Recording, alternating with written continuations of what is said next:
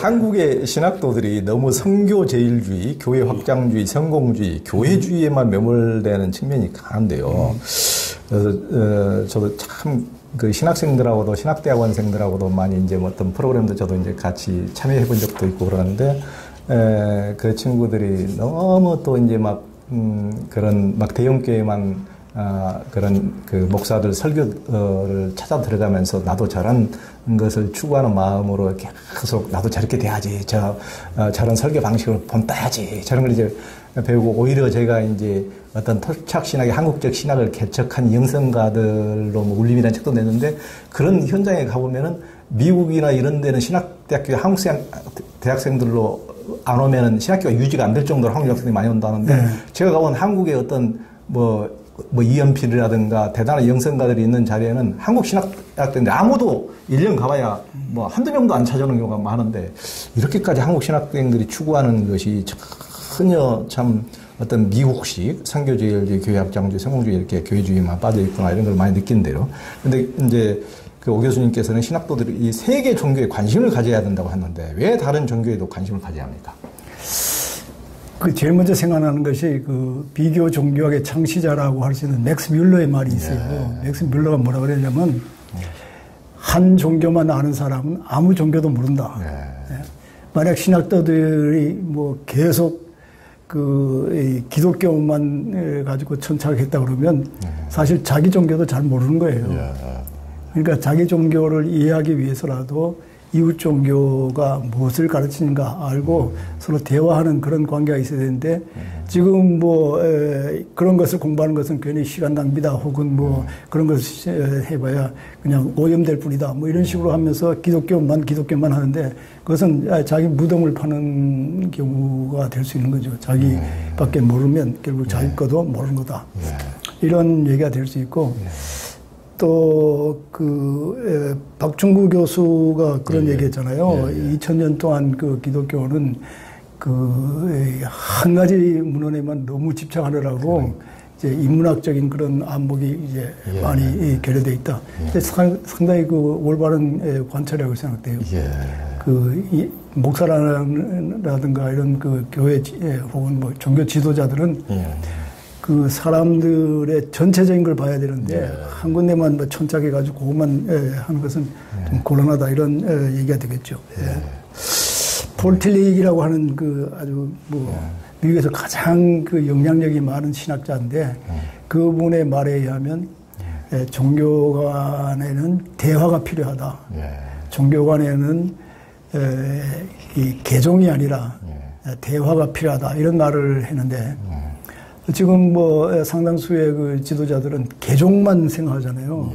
개종만 생각하는데, 어떤 스미스 휴스턴이라는 그런 사람의 말에, 휴스턴 스미스라고 하는 사람의 말에 의하면, 산에 올라가는데, 산에 올라가는 거는 생각 안 하고 산 밑에 뱅뱅뱅 돌면서 자기 길로 오라고 막 돌기만 하는 사람들이 있다는 거예요. 그런 사람은 산 올라가는 걸 생각 안 하고 사람들 끌어들이는 것만 생각하는데, 그건 종교가 아니라는 거예요. 그런 얘기까지 하는데, 지금 특히 기독교는 전도라는 그런 미명하에 사람들을 더 끌어와서 자기들의 세를 불리는 것에 더 관심을 갖는 거예요. 제가 좀 심한 말을 하면, 교회가 이제 요즘 텅텅 비잖아요. 미국 같은 데나 이제 유럽의 empty church, 빈 교회. 이것은 사람들을 모아놓고 머리를 비게 하는 것보다는 차라리 빈 교회가 더 해가 적을 수 있다, 이런 얘기까지 하는데, 그런 측면도 있다, 이렇게 보여집니다. 그러니까 이제 교회가 너무 이제 다른 인문학도 무시하고 성경만 보게 하고 이제 다른 종교도 전혀 모르고 그러다 보니까, 이를테면 언어 자체가 말이 잘 안 통하고 벽창호식으로 이렇게 돼버리기 때문에 이제 오히려 이것이 성교에도 방해가 된다. 그러니까 사회의 언어와 교회가 쓰는 언어가 너무나 다르고 자기들만의, 그렇게 쓰다 보면은 사람들이 지금 그렇지 않아도 요즘에 기독교에 대한 혐오가 많이 또 심한데, 그런 전부 다 언어 자체가 이를테면 뭐 성전이라든지 성도라든지 그러면 그 안에 있는 사람만 성스럽고 밖에 있는 사람은 그러면 이제 마귀라는 식으로 그리고 이 안에 이 건물만 성스럽고 밖에 있는 것은 전부 다 뭐 삿대다 이런 식이 돼버리니까 비교적으로 오히려 이런 식으로 돼서 이 안에만 묶어두려는 이렇게 되다 보니까 오히려 이율배반적으로 뭐 딱 끝까지 전도하라며 그러면 밖으로 나가야 되는데 이 안에서만 모여서 계속 이 안으로만 오게 하고 이 밖에 나가서 사람들과 더불어 같이 살면서 자연스럽게 기독교적인 좋은 사고방식을 전하고 일상 속에서 가정에서 회사에서 이렇게 그런 아름다운 삶을 살도록 하는 것이 아니고 이 안에서 일주일 내내 막 새벽 기도도 오고 막 수요 기도도 오고 금요 기도도 오고 막 계속 이 안에만 오도록 이렇게 성전에 와야 성스러워지니까 이렇게만 끌어다니니까 오히려 일상과 갈수록 더 멀어지고 유리되고 이렇게 되다 보니까 얼마 전에 제가 재밌는 것을 뭐 결혼 중매사에서도 뭐 재혼하려는 뭐 남자들 여론조사를 했더니 자기 그 결혼하고 싶지 않는 제일 여성으로 종교에 빠진 여성. 그건 아마 교회에 빠진 여성이라고 계속 하는데 너무 이렇게 하다 보면은 왜냐면 너무 거기에만 빠지면 일상을 살아가는데 장애를 오히려 일상을 더 아름답게 살아가는데 도움이 돼야 되는데 너무 그쪽으로만 잡아두려는 이런 게 강하니까요. 그런 것들이 참 그 사람 자체에 대해서 이렇게 결혼 회사에서 이렇게 여론조사까지 그렇게 그런 게 보일 정도가 됐습니다. 그렇죠. 뭐 성경에 이웃을 사랑하라, 예수님이 이웃을 사랑하라 그랬는데 그때 이웃은 자기 다니는 교회 교인들이에요. 그 이상을 넘어가지 않는 거예요. 그러니까요.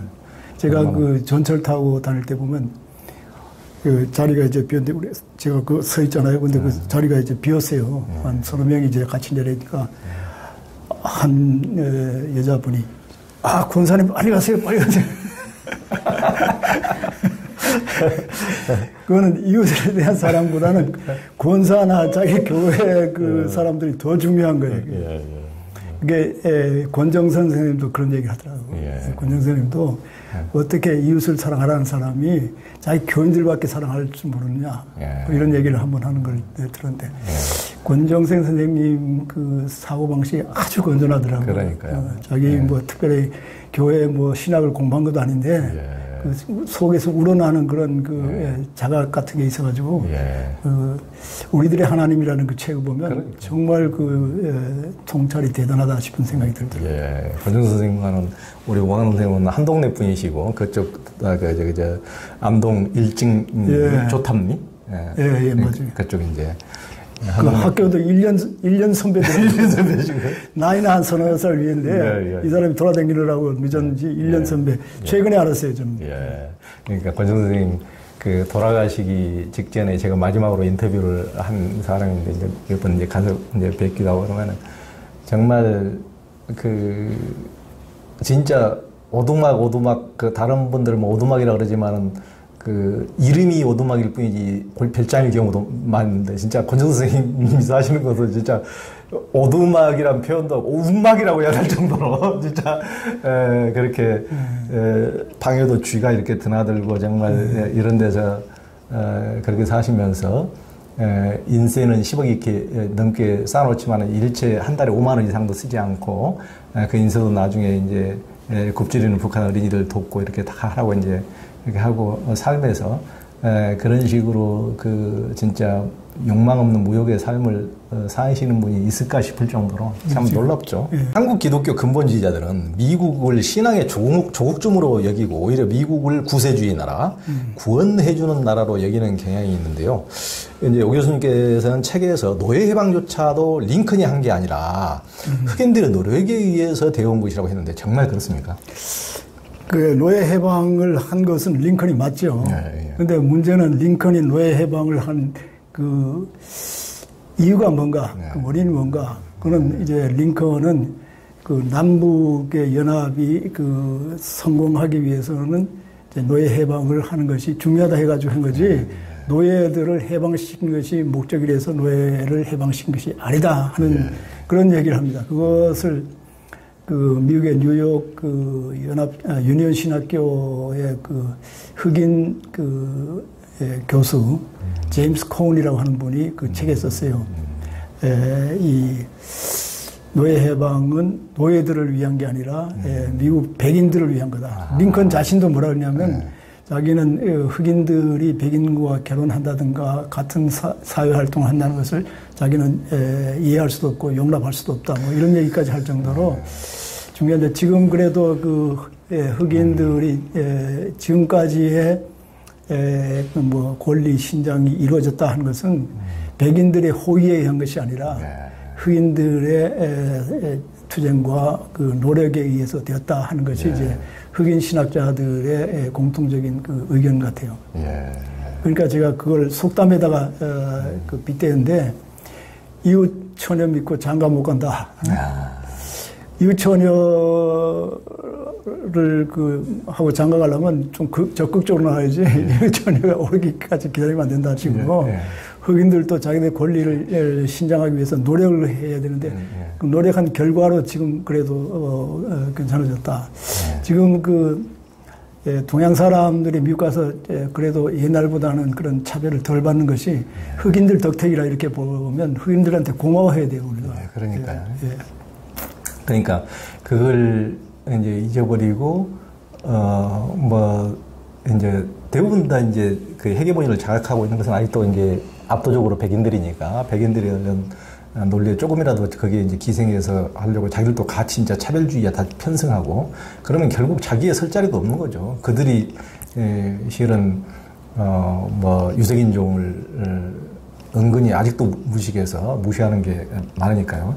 그러니까 결국은 앞으로 인류가 나가야 될 길은 평등으로 나가야 되고 우리도 우리들의 인권을 그들과 동등하게 가는 쪽으로 우리도 진보 발전을 이어야지. 분명히 한쪽을 차별하는 쪽으로 한쪽에 붙어서 더 이득을 얻으려고 했다가는 우리들의 설 자리도 없어지고 그렇죠. 그렇게 될 수밖에 없는 거죠. 특히 한국 사람들은 우리가 고생을 해봤잖아요.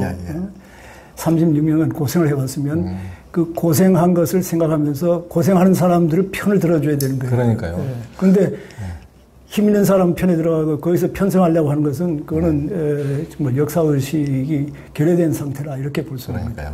그러니까 오 교수님 굉장히 방금 중요하신 말씀했는데 저도 똑같습니다. 그러니까 그 한국 기독교가 선교하는데도 전 세계에서 지금 2일 정도로 숫자는 형편없이 적은데도 이렇게 선교 일정이 워낙 강해가지고 미국에서 뭐 2, 3일 다쓸 정도로 엄청난 선교 대국인데 그런데 지금까지 그 식민지로 지금 굉장히 고통을 당했던 나라가 지금까지 대부분의 선교의 주도적인 나라는 미국이라든가 영국이라든가 프랑스라든가 독일이라든가 이런 제국주의 국가들이었는데 제국주의에서 피해를 입은 나라 중에서 이렇게 선교의 대국이 된 나라는 한국이 유일한데 그들의 선교 방식과 한국의 선교 방식이 똑같아서는 절대 안 된다. 우리는 식민지구로 이렇게 고통을 받았던 사람들이기 때문에 막 우리들이 그들을 열등하게 보고 내가 수혜를 베푼다, 이 무식한 것들아, 미개한 것들아, 이런, 우리도 그런 선교사들로부터 그런 대우를 받았기 때문에 우리는 전혀 다른 위치에 살았기 때문에 그들을 존중하고 그들이 한 번도 못했던 방식으로 최초로 할 수 있는 유일한 나라니까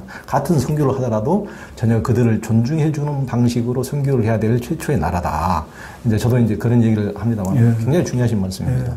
특히 그 선교하고는 관계없지만은 캐나다에는 이제 블란스 말하고 영어가 이제 두 개의 공식 용어잖아요. 근데 한국 사람들 상당수가 무슨 약이라든가 뭘 보면 꼭 블란스 말하고 영어하고 같이 섞여 있는 거예요. 귀찮다는 거예요, 이게. 이 블란스 말은 왜 여기 썼냐.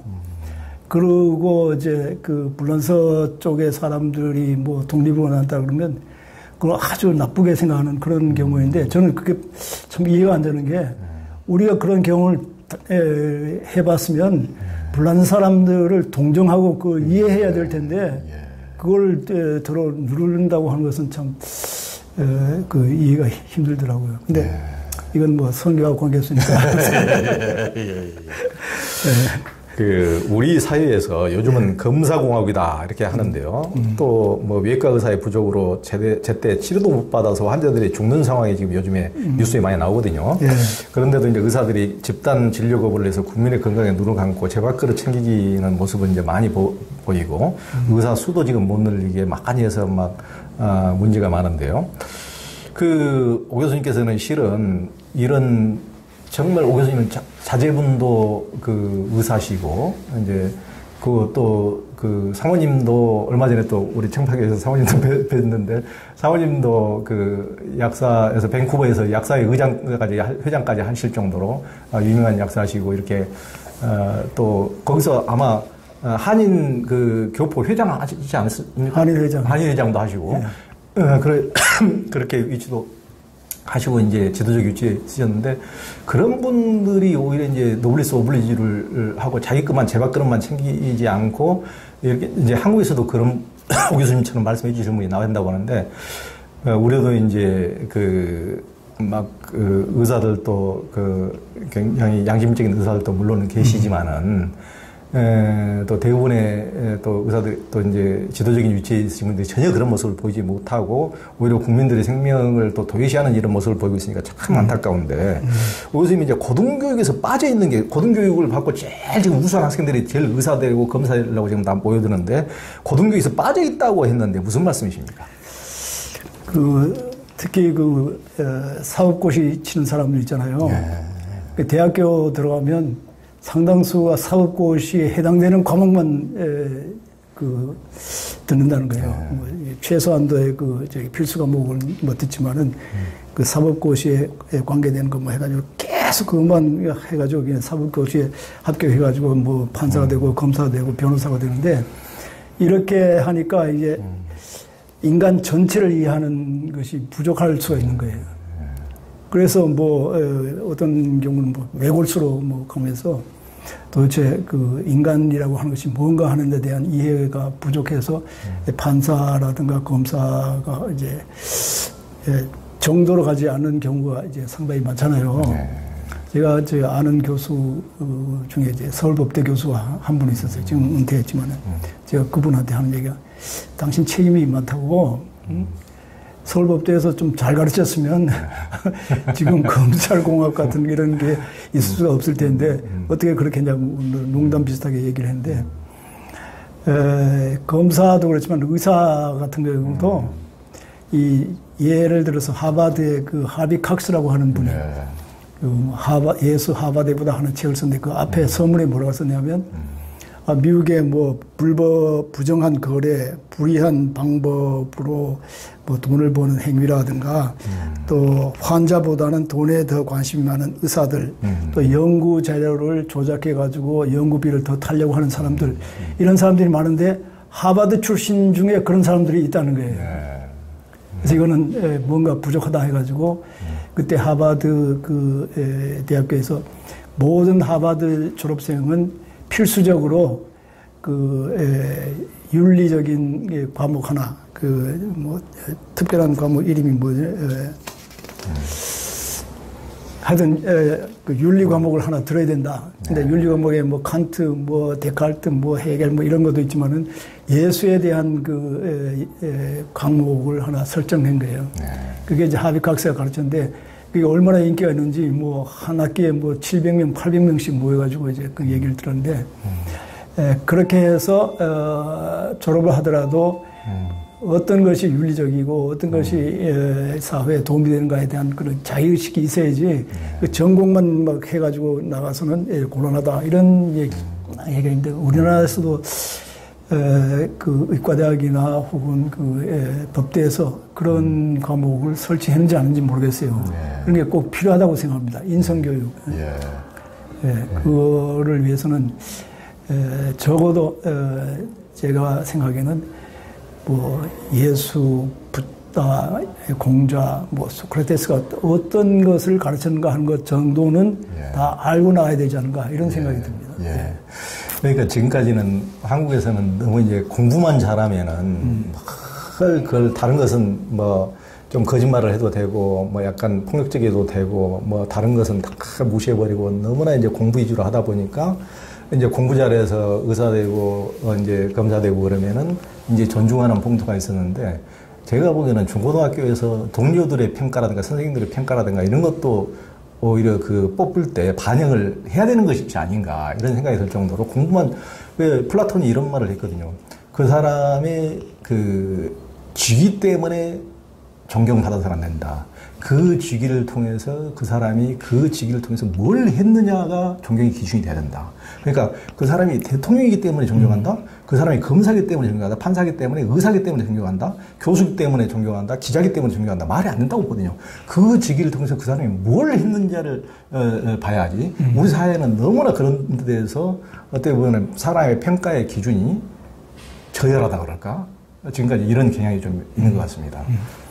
근데 그 한 가지 더 덧붙이는 것은 지금 제일 공부 잘하는 애들이 이제 의대나 법대를 가잖아요. 근데 그건 저는 그 브레인 드레인이라고 그 뭐 두뇌 유출이라고 생각됩니다.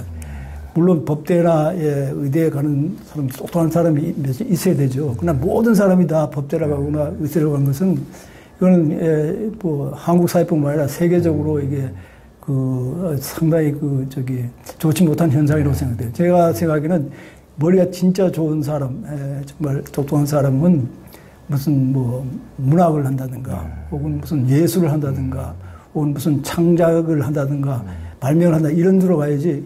전부 다가 의사가 돼버리면 그 얼마나 손해가 되는 거예요. 그래서 의사들 상당수는 똑똑하지만은 대부분의 의사들은 미국에서 뭘 하냐면 그 페인킬러, 뭐죠? 진통제 처방해 주는 거가 거의 그들이 하는 일이에요. 근데 머리가 좋은 사람이 그것만 하니까 어떡하냐고. 우울증에 걸리고 자살률도 제일 많아요, 의사들이. 여러 직종 중에 직종 불만이 의사가 제일 많은 거예요. 그러니까 한국에도 그런 말이 있더군요. 뭐 의사가 되면 의사는 죽을 고생을 하는데 부인과 아들만 애들만 좋다고. 그런 얘기 많이 있죠. 그런 얘기까지 하는데 정말 의사가 돼가지고 육체적으로 고통받는 사람을 도와주는 것이 나의 기쁨이다. 내가 할 수 있는 최대의 그 봉사다. 이런 생각으로 하면 그건 기쁨이 되지만은 돈 버는 수단으로 안정된 직업으로 내가 이걸 안 하면 안 된다. 이렇게 생각하면 그때부터는 고생인 거예요. 그러니까 그런 그 훈련이 잘 돼야 된다. 이렇게 보는데 지금 미국이나 캐나다는 그 의사가 돼가지고 의사 일주일에 일하는 것을 제 아들 보니까 20시간만 일하더라고요. 왜 그러냐니까 의과대학 다닐 때 번아웃이 됐다는 거예요. 그러니까 이게 학교에서 가르친데 너무 일만 하지 말고 그 가정하고 같이 이제 시간도 보내고 여러 가지 번아웃은 뭐라 그래. 하여튼 지쳐서 이제 내가 떨어지는 그런 일이 없도록 하라. 뭐 이런 얘기를 한다는데 한국에서는 의사들이 한 사람이 몇 번 봐요? 한 5분이나 10분 봐요? 그렇죠. 그리고 그 카나다에서는 한 사람이 한 의사가 하루에 볼 수 있는 그 환자 수가 정해져 있어요. 근데 한국에서는 막 뛸다.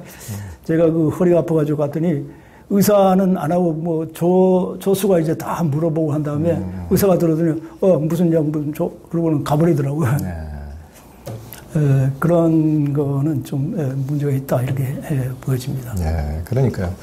그러니까 어떤 이익 집단들이 의사 집단들의 목소리만 막 눈치를 보고 정치권에서도 법제화를 제대로 안 시키고 제대로 하다 보니까 이제 피해 보는 것은 이제 국민들이 지금 사람이 죽어가는데도 외과 처치를 제대로 못 받아서 지금 응급실에서도 제대로 이제 치료를 못 받는 경우가 많이 있을 정도로 그렇게 하고 한국의 의사들은 OECD 국가들 중에서 의사들 수입은 제일 높은데 우리 경제라고 비교할 수 없을 정도로 가장 높은데 또 수입은 물론 많지만은 1인당 보는 환자 수도 좀 세계에서 제일 높고 또 의사들이 너무 죽도록 또 고생하고 그리고 또 국민들 입장에서는 또 얼큰하면 무조건 감기 걸려도 다 그냥 병원에 가는 풍토 때문에 지나치게 또 많은 그 의료 이제 혜택을 노리고 그러다 보니까 쓸데없이 의료비만 많이 늘어나고 그것이 일반 국민들이 엄청나게 또 부담이 또 가중되고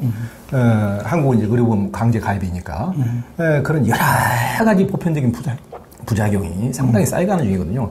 그러니까 국민의 입장에서 이게 의료 집단의 눈으로만 보는 것이 아니고 국민의 눈높이, 국민의 입장이 100% 반영돼서 이걸 해야 되는데 정치권에서 국민은 도의시하고 소수의 정치 집단만 아니 어떤 의료 집단이나 이익 집단에만 눈치만 보다 보니까 이게 너무나 많은 것들이 애곡되는 그렇죠. 참 현상이 참 기가 막힙니다. 의사 그러면 뭐 우리가 대표적으로 보는 게 슈바이처 박사라든가 뭐 이태석인가? 이태석. 예. 이태석 씨 뭐 이런 얘기하는데 다 그렇게 될 수는 없지만은 적어도 의사가 되는 것이 나의 이익이 아니라 공익을 위해서 사익이 아니라 공익을 위해서 하는 일이라 이런 생각을 가지면 힘이 생기는 거예요. 그러나 나의 일이라 생각하면 그때부터는 힘이 들기 시작하는 거예요. 그러니까 가게를 하더라도 이것이 바쁜 사람들한테 편의를 주기 위한 그야말로 편의 시설이다 생각하고 내가 그걸 위해서 봉사한다 생각하면 힘이 생긴 거예요. 그러나 내가 할 수 없이 입에 풀칠을 하려니까 이거 죽으라고 그 카운터 뒤에서 하루 종일 서 있어야 된다. 이런 생각하면 이제 그때부터는 따분해지는 거예요. 그러니까 직업에 대한 우리의 그 의식을 바꾸는 게 상당히 중요하다고 생각합니다. 그것이 남을 위한 거냐 혹은 나를 위한 거냐. 남을 위한 거라고 생각하면 기운이 생기는 거예요. 그러나 나를 위한 거라면 그때부터는 힘이 제가 예를 드는 게 그 청소하는 사람이 밤새도록 딴 사람 자고 있는데 더 그러면서 뭐 학교에 청소를 하는 거예요. 근데 자기 식구들을 먹여 살리기 위해서 하는 거라면 참 이게 힘든 일이에요. 그러나 내가 이걸 하면 학생들이 기분 좋게 학교에서 공부를 하고 그 덕택에 학생들이 훌륭한 사람이 돼서 나라를 위해서 뭘 봉사하는데 거기에 내가 일조를 한다. 이렇게 생각하면 그건 훌륭한 거예요.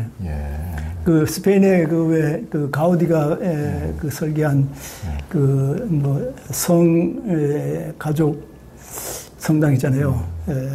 뭐죠? 사그라다 파밀리아 뭐 하는. 거기는 아직도 짓는데요. 그렇죠. 100년 넘게. 근데 그게 짓는데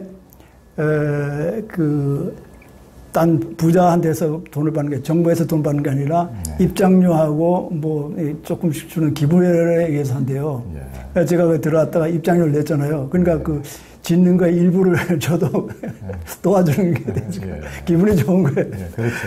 그 입장료 뺏겠다는 생각이 아니라 이거 짓는데 내가 그래도 벽돌에 반이라도 올리는구나 이런 생각을 하니까 기분이 좋은데 그러니까 어떻게 생각하느냐 의식을 바꾸는 게 상당히 중요한 거예요 사실. 그러니까요. 그러니까 그 이제 자제분이 의사신데도 이렇게 말씀해 주시니까 너무 고맙고 정말 저도 얼마 전에 이제 저희 뭐 친척에서 족갑벌 되는 친구가 그 뭐 어렵게 이제 의사가 돼서 막 돈벌이만 이렇게 할 줄 알았더니 그 손양원 목사가 그 한센시병 환자들을 위해서 설립한 여수 예양원에 이제 자원해서 거기서 거기 간다는 얘기를 듣고 참 신통해 보였는데 의사 중에서도 그런 친구가 뭐 그 친구만 있을 게 아니고 다 많은 선한 마음을 가진 사람은 저도 주변에서 많이 보는데 이게 오히려 이제 소수의 의사 집단과 이익 집단화 돼가지고 정치권과 짜응해서 이런 식으로 전체 선한 마음을 짓밟혀버리고 의사에 대해서 안 좋은 시각을 갖도록 하고 의사 자신도 정말 정말 그 근원적인 자부심을 갖지 못하도록 하는 게 더 문제라고 생각합니다. 그렇죠. 의사는 그야말로 인술이에요. 얼마나 좋은 직업이에요. 변호사도 마찬가지예요. 법적으로 고생당하는 사람을 위해서 자기가 도와줘가지고 그 사람들이 법적으로 해방이 될 수 있도록 얼마나 좋은 직업이에요. 그러나 그걸 자기 돈 버는 그 기회로 산다 그러면 그때부터는 이제 그 직업이 이제 엉터리 직업이 되는 거예요. 어떤 직업이 좋으냐 안 좋으냐는 그 직업의 종류에 따른 것이 아니라 직업에 대한 그 사람의 태도에 따른 거예요. 그렇죠. 오 교수님께서 이제 종교학자 정대희 박사님을 이 오강남의 생각에서도 소개해 주셨는데요. 그 유네스코 한국위원회 초대 총장과 건국대 총장, 한신대 총장을 지내셨는데요. 이제 그분이 1959년 인류학과 비교 종교학적 방법을 사용해서 한국에서 기독교가 급성장한 이유를 밝히는 논문으로 박사학위를 이제 받았다고 하셨는데, 그 이제 정대희 박사님은 우리 정대희 박사님 재혼한 부인의 손녀예요. 손녀가. 하여튼간에. 손녀가 이제 그 큰며느님이 되시고, 그러니까 사적으로도 이제 인연이 있으시고, 굉장히 같이 가서 교류도 늘 많이 하시고 그러신 분인데, 그분이 이제 한국에서 기독교가 급성장한 이유를 어떻게 보셨고, 오 교수님은 그걸 어떻게 보셨습니까? 이게 이제 예일대학의 박사 논문이에요. 근데 정대희 박사님은 그야말로 비교 종교학으로다가 박사학위를 받은 분이에요. 근데 한국에 와가지고 비교 종교학과가 이제 서울대학교 한 개밖에 없으니까 그때 벌써 딴 사람이 있어서 이제 못하고 이제 결국은 서울 법대에 가가지고 유기천 그 교수, 유기천 박사하고 예일대학 같이 다녔어요. 같이 이제 1년을 하다가 서울대학에 인류학과가 생길 거라고 생각하고 기다리는데 그때 당시에 그 건국대학을 세운 사람들이 그 정대희 박사님한테 와가지고 총장이 되라고 계속 한 거예요. 뭐 삼고초려가 아니라 팔고초려를 해가지고 이제 모시고 가는데 왜냐하면 정대희 박사님의 아버지가 정재민 목사라고 해가지고 그 용정에서 독립운동한 사람들의 지도자였어요. 그러니까 그 같이 따라다니는 사람들이 처음에 정치대학을 세웠어 종로에다가. 그러니까 정치만 가지고 안 된다 해가지고 나라를 올바로 세우려면 그 목축업 농업을 해야 된다 해가지고 이제 왕십리 아무도 없는 거기다가 이제 건국대학을 세웠어요. 근데 정재민 목사의 아들이 예일대학에서 박사까지 해왔으니까 총장으로 최고로 좋은 건데요. 그러니까 이제 모셔가지고 거기서 이제 총장이 됐어요. 근데 이제 정대희 박사님 그 돌아가시기 한 7, 8년은 저희하고 같은 동네에서 살았어요. 근데 그때 하신 말씀이 자기가 그 한 결정 중에 제일 그 좋지 못한 결정이 거기 그 총장으로 간 거예요. 안건을 가져오면 좋은 안건과 나쁜 안건을 가져오면 좋은 안건에다 도장을 찍어야겠는데 나쁜 안건과 나쁜 안건만 가져온대요. 하여튼간에 그런데 한 번은 이제 뭐 총장 회의를 가는데 백낙준 박사하고 같은 차를 탔대요. 백낙준 박사도 예일대학에 그 박사를 받은 분이에요. 그래서 자네 지금 뭘 하냐고 거기서 박사까지 받은 사람이 총장이나 하고 있냐고. 그러면서 공부를 해가지고 뭘 좀 하라고 그래가지고 정신이 번쩍 들어서 이제 총장 사임하고 하버드로 가는 길에 밴쿠버에 토론토에 자기 딸이 있어가지고 토론토에 들렸다가 토론토 대학에서 토론토 출신이에요. 저기 정대희 박사님. 거기에서 이제 아시아 연구소를 차릴 테니까 그 일을 해달라고 그런 거예요. 기다리다가 오타와에 있는 그 칼튼 대학에서 오라 그러니까 거기 가가지고 은퇴할 때까지 거기서 가르치다가 한신대학교 와가지고 총장으로 좀 몇 년 계시다가 부인이 아파 때문에 할 수 없이 캐나다로 되돌아갔는데 그분이 쓴 그 논문이 뭐냐면 보통 한국 기독교가 왜 이렇게 발전했냐 그러면 뭐 그때 당시에 그 정치적인 뭐 이유 혹은 경제적인 이유, 사회적인 이유 뭐 이런 식으로 이제 종교 외적인 그 이유를 들어가지고 발전했다 이렇게 보는데 정대희 박사님은 한국에 있던 종교 하나하나를 분석하는 거예요. 불교, 기독교, 기독교나 불교, 유교, 뭐 심지어 무속까지도 다 해가지고 이런 종교 속에 기독교를 받아들일 수 있는 요소가 있었기 때문에 됐다 해가지고 이거를 종교적으로 분석해가지고 그 책을 냈어요. 근데 그 정대희 박사님이 이제 밴쿠버인데 그 책을 저한테 보여주더라고요. 그 논문을. 근데 그러니까 너무 아까워요. 그래서 제가 그 제 아들하고 같이 이게 타자도 이제 치고 뭐 고칠 건 다 고치고 뭐 이렇게 해가지고 뉴욕 대학에서 이제 출판을 했죠.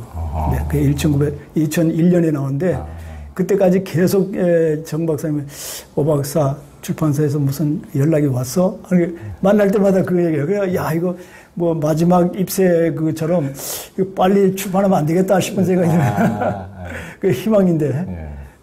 그 하여튼 그 출판을 해서 그때 또 마침 그 아시아 학회가 이제 UBC에 있었는데 거기에 학자들 모아가지고 출판 기념회도 하고 그때 이제 그 정대희 박사님의 그 부인의 아들이 보스턴에 사는데 식구들을 데리고 왔어요. 왔을 때 그때 우리 아들하고 그 딸을 봤어 서로. 그래가지고 이제 결혼이 됐군요. 결혼이 된 거죠. 그러니까. 뭐 이런저런 했는데 정 박사님은 제가 보기에는 한국에 나온 뭐 천재가 무슨 뭐 최남선 뭐 누구 한데 이광순. 근데 이 정대희 박사님은 그야말로 천재예요. 왜냐하면 용정에서 나가지고 중국 초등학교를 다녔어요. 그러니까 뭐 중국말이 그냥 보통 그 캐나다 와서도 중국 비디오를 볼 정도로 이제 중국말은 이제 두 번째 일본 시대에 태어났으니까 일본말을 하고. 그다음에 한국 사람이니까 한국말 하고 또 신학을 하려니까 독일어, 라틴어, 뭐 히라보 이거 다 한 거예요. 그러니까 야 돌아가실 때 그것 정말 저한테 다 너무 아까워라. 너무 아까운 거예요. 근데 영어를 하더라도 그때 선교사들한테서 배운 영어이기 때문에 우리가 뭐 잣도 이제 핫도 하는 사람한테 배운 거하고 완전히 다른 거예요. 아주 발음이 아주 정확하고. 그런 식으로 보니까 제가 보는 한국이 낳은 그 천재 중에 들어간다 이런 생각이 듭니다. 일본, 그 카나다 와가지고, 토론토 대학에서 공부하고 한국에 가는데 그때는 배가 없으니까 브리티시 콜롬비아 레벨스톡이라 하는데 그 일본 교회를 맡아가지고 일본 교회를 한 6개월을 맡아서 할 정도로 일본말을 충분히 했고 또 동지사 대학에 다녀서 이제 학부 그 논문을 썼는데 와, 그 칼 발트에 대한 논문인데 글씨가 예술이에요. 돌아가신 다음에 그 논문은 제가 하도 아까워가지고 가지고 있다가 제가 뭐 저도 뭐 얼마 가지고 있을 수가 없으니까 지난번에 왔을 때 한신대학에다 기부를 했어 제가. 한신대학의 그 도서관에 기부를 했는데 이거 기가 막히게 쓰시는 거예요. 그 일본말로다가. 그러니까 그 교수님 이 오강남의 생각 보면은 이제 정대희 박사님하고 추억이 이렇게 근데 그분이 굉장히 개인적으로 유머러스하시고 막 굉장히 인간적인 매력이 있으신 분이에요. 그렇죠. 그분이 뭐 하신 말씀 뭐 제가 기억하는 게 많이 있는데 예를 들어서 서양에서는 이제 하나님을 부를 때 두라고 부른다고 해요. 독일말로 두, 친근한 그 당신으로 부르는데 한국에서는 하나님이 저 위에 있다 그러니까 뭐 큰 소리를 쳐야 되는 줄 알고 너무 시끄럽게 그러고 또 한 가지 한국의 대형 교회가 그렇게 크다는 것은 한국 사람들로서는 뭐 자랑으로 생각하는데 자기로서는 그게 부끄러운 일이다 뭐 이런 얘기까지 할 정도로 상당히 그 기독교에 대해서 비판적인 그런 시각을 가지고 계셨어요.